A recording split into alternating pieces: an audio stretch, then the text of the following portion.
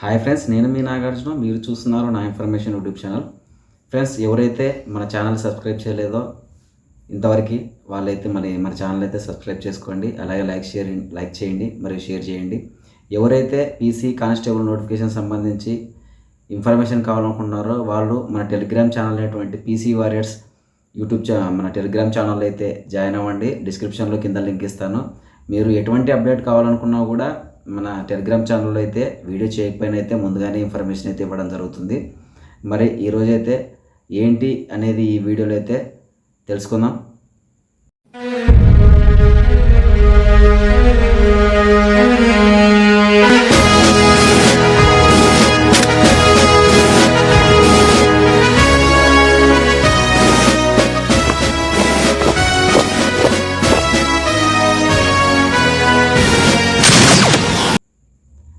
మరి ఈరోజైతే 25వ తారీఖు మన సుప్రీంకోర్టులో ఏదైతే కేసు జరిగిందో హోంగార్డ్ కేసుకు సంబంధించి 18341 అనే కేసు నెంబర్ సుప్రీంకోర్టులో జరుగుతూనే ఉంది. అది మీకు అందరికీ తెలిసిందే.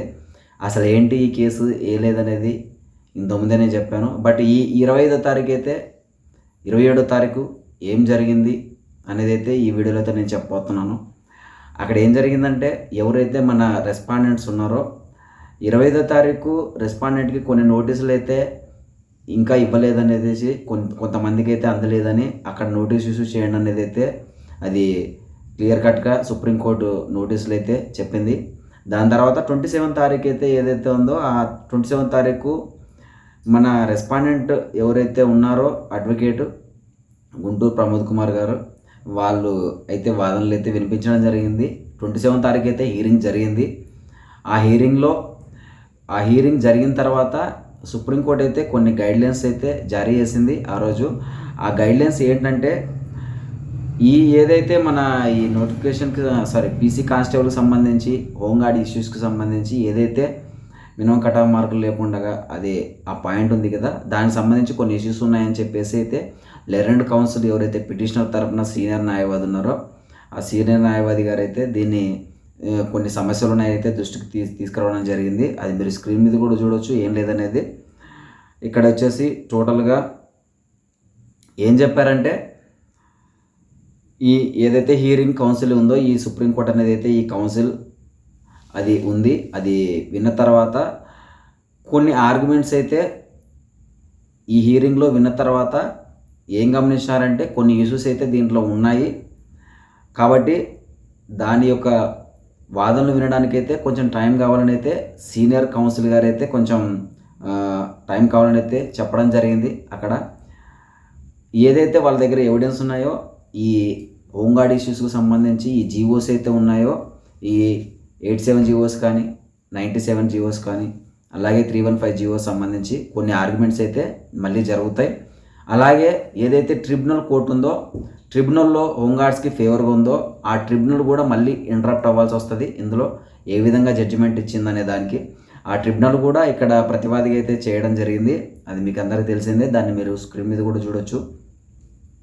ఇక్కడ నెక్స్ట్ ఫర్దర్గా ఏం జరుగుతుందంటే ఈరోజు ఏదైతే హోంగార్డ్ తరపునటువంటి రెస్పాండెంట్ గారు కొన్ని వాదనలు ఏకీభవించిన తర్వాత సీనియర్ అడ్వకేట్స్ గారు ఇక్కడ మన గవర్నమెంట్ తరపున లాయర్ గారు అయితే దీని గురించి వాదనల కోసం కొంత సమయం అయితే వాళ్ళు కోరారు.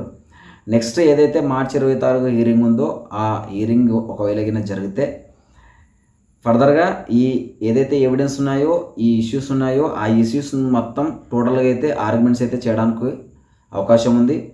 సీనియర్ అడ్వకేట్ ఎవరైతే ఉన్నారో మన బోర్డు తరపున పిటిషనర్స్ వాళ్ళైతే వాదనలు వినిపిస్తారు. ఒకవేళ వాళ్ళతో పాటు మన గవర్నమెంట్ ఏజీ గారు కూడా సుప్రీంకోర్టులో వాదనలు వినిపించడానికి అయితే చాలా అవకాశం ఉంది.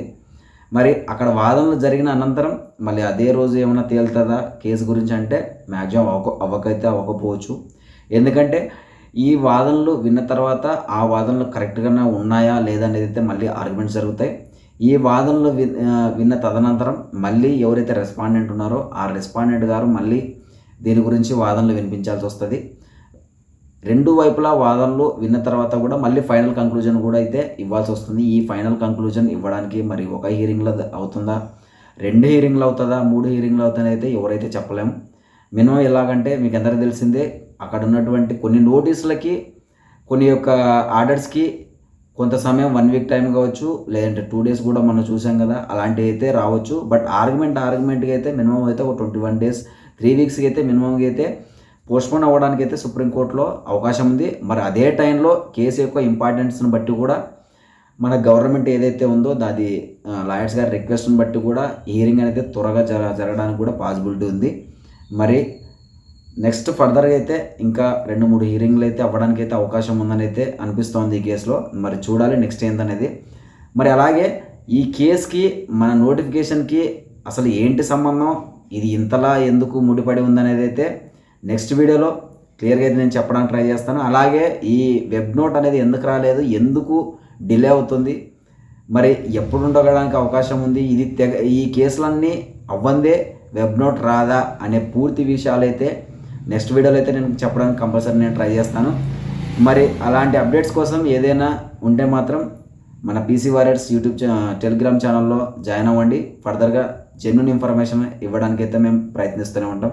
అంతవరకు చూస్తూనే ఉండండి నా ఇన్ఫర్మేషన్ యూట్యూబ్ ఛానల్. సబ్స్క్రైబ్ చేయండి. జై హింద్.